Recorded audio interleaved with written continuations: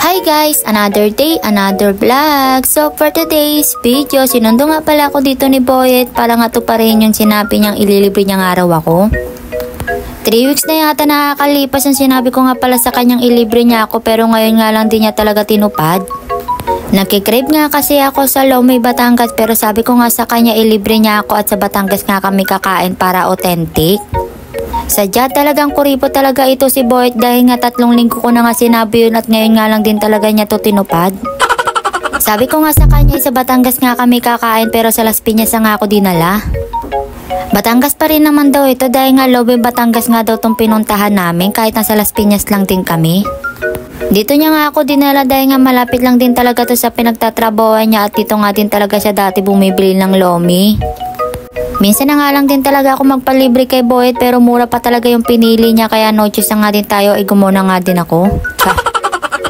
Malit nga lang din talaga yung in-order ko dito dahil nga hindi ko nga din naman talaga to mauubos at masasayang lang.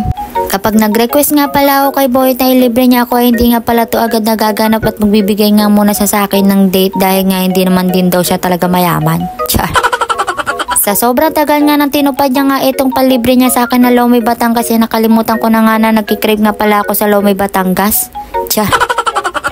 Kaya ko naman talaga kumain at bumili nitong Lomay, Batangas pero gusto ko nga gamitin yung pera niya para naman makatipid tayo.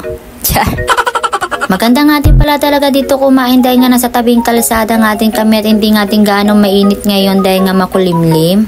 Hapon na nga din talaga kami kumain dito nga dahil nga para hindi nga din talaga mainit dahil nga sabi niya sa labas nga din daw kami kakain. Ine-expect ko nga dito na sa mamahalin niya nga ako ililibre pero ine-expect ko lang pala yun. Hindi naman importante sa akin kung saan niya ako papakainin sa mamahalin ba o sa mumurahin, ang importante pera niya gagamitin. Naiinip na nga din talaga ang taon na to dahil nga medyo matagal nga sinunod sa amin yung pagkain pero okay lang dahil hindi pa naman din talaga kami gutom. Maya-maya nga lang din talaga ay sinerve na nga sa amin itong in-order namin na Lomay, Batangas na overload.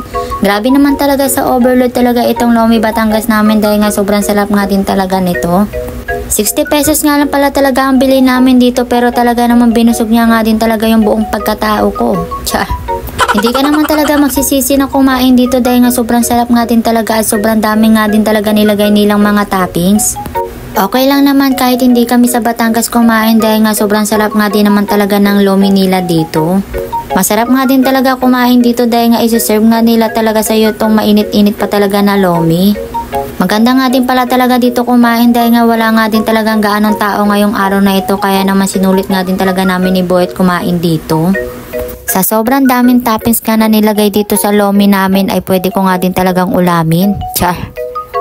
Sa toppings naman na nilagay nila ay Shanghai, lechon kawali, chicharon baboy at saka nilagang itlog. Yun lang yung nakita ko pero meron pa talaga silang nilagay dito pero yun na nga kinain ko na nga lang din talaga at hindi ko na alam kung ano pa yung mga toppings na meron dito. Kaya naman sulit naman talaga yung 60 pesos na binili namin dito. Kaya naman samahan niyo kami ni Boyet kumain dito sa Lomay, Batangas kahit nasa Las Piñas kami. Kaya tara, kain tayo. Habang nagbo-voice record nga ako dito, bigla tuloy akong ginutong, parang gusto ko tuloy ulit kumain. Kaya talaga pag pinanood nyo talaga to ng gabi, talaga namang auto pansit canton talaga kayo. Sa lahat nga na nilibre sa akin ni Boyet ng pagkain, ito talaga yung pinakasulit sa lahat dahil nga favorite ko nga din naman talaga to. Kaya kahit talaga mainit talaga to, nilantakan ko na talaga, baka malantakan pa ng iba. Sakto nga din pala talaga yung paglibre sa akin ni Boyet dahil nga ngayon lang din talaga siyang walang pasok. Buti nga tinupad niya nga din talaga to paglibre niya sa akin dahil nga sobrang tagal na nga din talaga neto. Pero pag si Boyet talaga yung nagsabi sa akin na ilibre, gusto niya talaga agad-agad din talaga na ilibre ko siya. Every time nga din pala talaga na magsasabi ako kay Boyet na ililibre niya ako pero hindi ngayon agad-agad nangyayari. Minsan nga nakakalimutan ko na. Pero kapag si Boyet na magsabi sa akin na ililibre ko siya, gusto niya agad-agad. At take note, hindi pa talaga mumurahin yung gusto niya talaga yung mahal pa talaga. Sulit na sulit nga din daw talaga daw yung ipapanlibre ko sa kanya. Give and take lang din naman kaming dalawa dahil nga madalas marami siyang pasalubong sa akin kaysa sa may pasalubong ako sa kanya. Madalas nga wala akong pasalubong sa kanya. Sa aming dalawa kasi siya yung pinakamaarte, lalong-lalo na sa pagpili ng damit kaya madalas di ko na siya binibila ng damit at mas gusto niya perahin na lang din daw talaga niya. Sa amin dalawa kasi halos same lang din talaga kami ng ugali pero mas madalas siya yung may toyo kaysa sa akin. Tsa. Kaya kung ako talaga sa inyo, wag talaga kayong magjojowa ng bunso dahil nga malakas ang toyo niyan. Tsa. Kaya nga minsan pag nag-aaway kami, hindi ko na nga din talaga yung pinapansin. Lalo na kapag sinusumpong siya ng toyo, iniisip ko na lang din talaga na yung toyo nilalagay sa ulam, hindi sa utak. Tsa. Sobrang nabusog nga din pala talaga ako sa kinain namin. Sulit na sulit nga din pala talaga yung 60 pesos namin dito. Kaya naman, dito ko natatapusin ang aking video. Don't forget to follow and subscribe sa aking YouTube channel, Facebook page. At huwag din kalimutan i-share itong video ko. Thank you for watching.